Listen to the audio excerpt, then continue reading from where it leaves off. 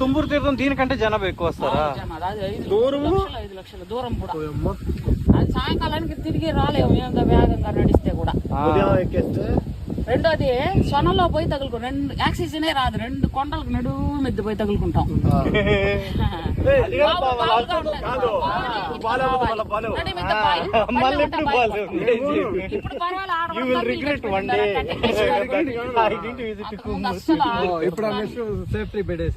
అదే ఇట్లా పోవాలి, ఇట్లా రావాలి. ఇదే మరి బండలోనే చాలా సేపు నీళ్ళల్లో పోవాలి. అందువల్ల ఏమైతుందంటే దమ్ముని పడతారు, భయంగా ఉంటది.